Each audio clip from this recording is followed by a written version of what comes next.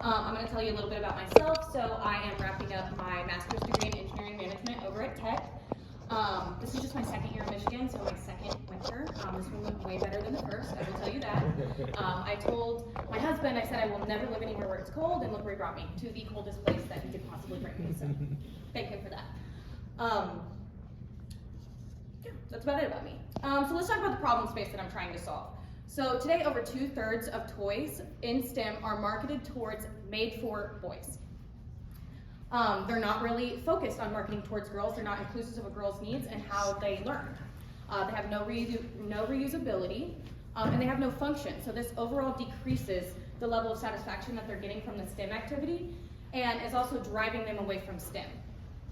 And furthermore, the toys that are made for and marketed towards girls, they're really just made for boys and then wrapped in pink and stuffed into the girls aisle.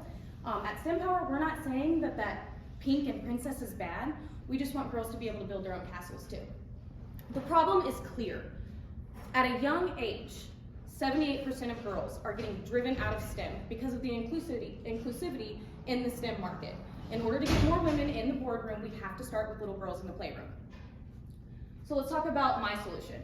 My solution is STEMPOWER. These are reusable, functional, snap-developed kits that once they're built, they actually have a functional use. So this you're seeing is a greenhouse, our first ever prototype. Actually did use this to regrow green onions in Michigan in the winter, and it worked, and I could kill a cactus. So I know it works. But this also can come apart and turn into several different things that are all functional, all have use. We're 100% environmentally friendly because we use plastic regrind. This not only allows us to be eco-friendly, but this also allows us to cut out the middleman in manufacturing, so that drives our cost to produce way down. Every physical kit comes with access to STEMPOWER. You get the QR code in your kit, and then you get access to the online community. This is the unique value proposition that the business brings. So in the online community, they can register the kit, they can see their progress in real time, they can learn more things about their kit, like why our greenhouse is important. Anything from the electrical. So they're getting science, technology, engineering, and mathematics, all in one toy, in multiple different ways. So it's increasing the span of gratification. Parents are happy because they don't have to keep buying more and more kits. And they can chat with other girls their age, and they can see other women in STEM all around the globe doing things. So they have role models, they have community. And that is something that toys on the market currently just are not offering.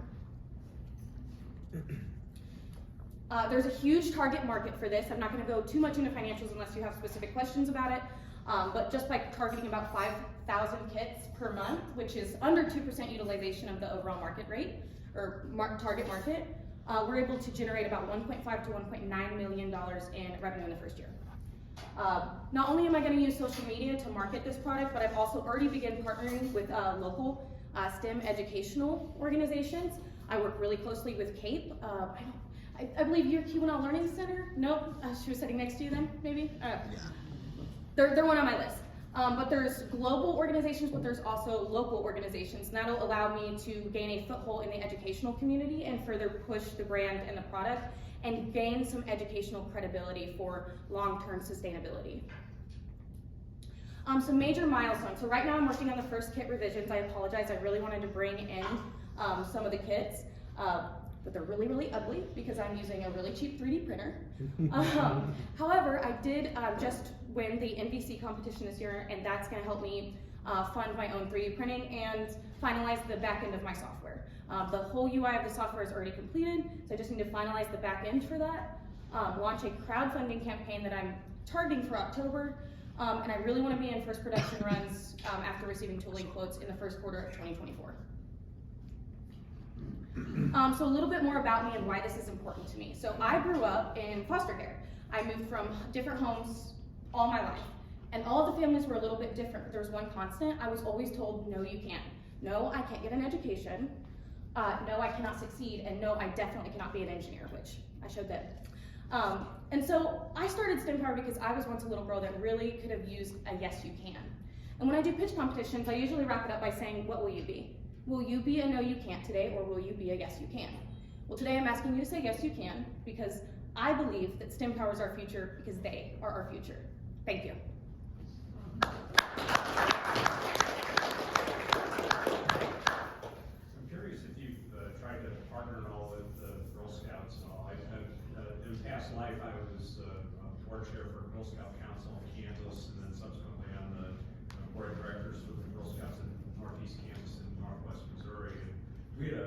very intense, what we call the Spark program, where we started engaging girls in STEM-related activities at an early age. Because the key is, if you don't get them, you know, I mean, before they get to middle school, I mean, you're going to lose them permanently almost. And so, so I think this is an incredible tool that you have here to get that engagement. But I think if you could find a way to partner up with Girl Scouts, I think you would find that you'd have a very willing partner to try to move this forward.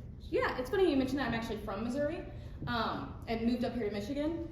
But yeah, actually, Girl Scouts was just brought up to me last week in an interview I did for a UIF program, and I was starting to think about that, so looking for those avenues. I started to partner with CAPE, and I'm going to do specific STEM instruction for girls this summer, and also doing research projects with AmeriCorps. And that's going to give me access to girls in that age range, and I'm going to be like, here, play with this kid, tell me what you think. And so that's an avenue I've already kind of started looking at, and maybe the Girl Scouts thing will fall in my lap, or I can start looking for other avenues to kind of bolster the product. So is your kit, is it just like pieces like Legos and they can make different things, or is it a kit for each type of like final product? So the kits are reusable, and I get this question a lot, like Legos. The difference between us and Legos is that once these they are snapped like Legos, it's kind of the same concept. However, once it's finished, it's a functional item, and you can take the kit and reuse it in other kits. So we're an iterative kit process.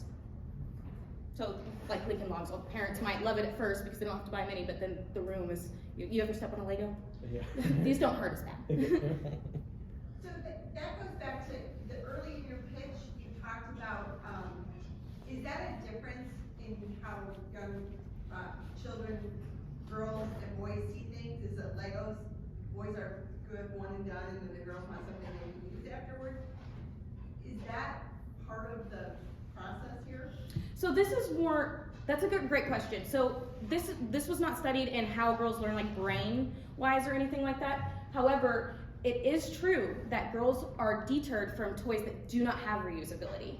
Like once they get a little bit older. Young, they can do the slime thing one time and they're good. But once they get a little older, they do focus on that reusability aspect. And it's a selling point because this is a unique product, because not only are the children our customers, but the parents are as well. So the reusability offers something to both of our customer segments there. Thank you. Two things. One, I would love to spend some time with you afterwards and give you some feedback there. But marketing, I would look at the homeschool market as a very good target for you. CAPE, what I was mentioning, they are a homeschool alliance. So that's where I'm kind of focusing right now. There's a bunch of those, and start working with those. I think you'll have big success. Awesome, thank you. Are you familiar with Girls on the Run? I am not. So I think that's 8th and 9th grade girls, and I believe it's a national thing, but it's getting girls involved in fitness, the ultimate is to run 5K. And if you could connect with Girls on the Run somehow, that might be a good way to get your product out. Yeah, absolutely, I agree. Libraries as well, before I forget, the libraries are something I'm looking into as well. What's your value chain here? I mean, are you gonna have these produced? How? Yeah. So, and what's your role gonna be? Are you the marketer of these? Are you gonna be the? Right now I'm everything. Hopefully not forever. We'll see how that goes. But yes, these are going to be plastic injection molded. And I used to work in plastics manufacturing gas cans, so I have those connections with manufacturers, and I've already reached out for that to get some tooling quotes to kind of have like a fail-safe and do what's called a stick mold, which can get me through like the first 50,000 cycles of production run, and is much less expensive. And so but with using the plastic regrind, that greatly reduces the cost to manufacture these.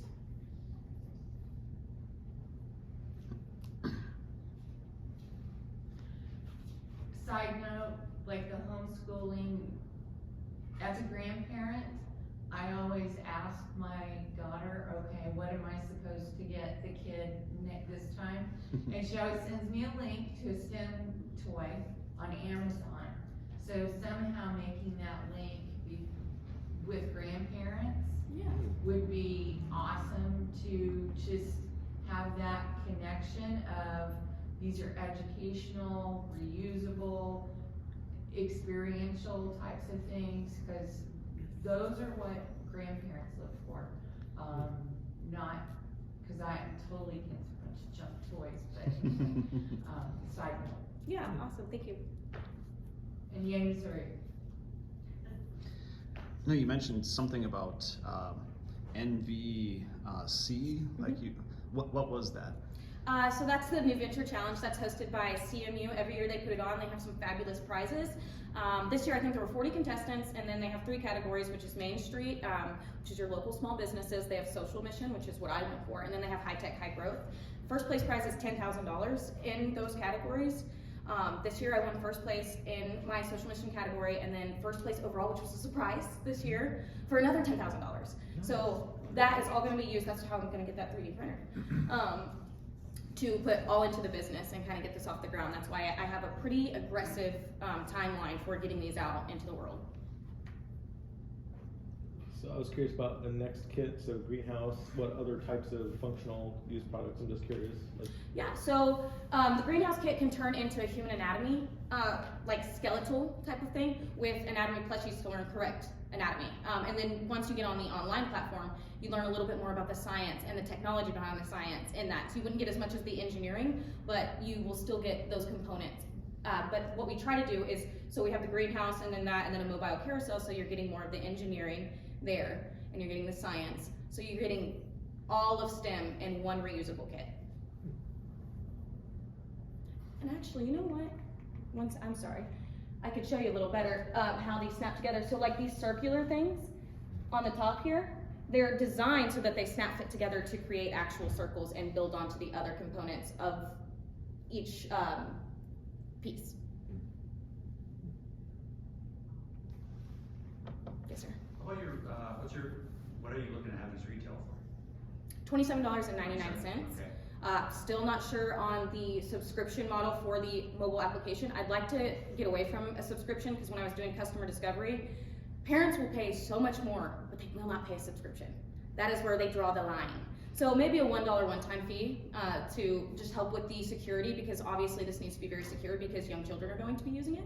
So just to kind of recoup the security fees there, but not going to utilize a subscription And model. your marketing plan, primarily through the internet?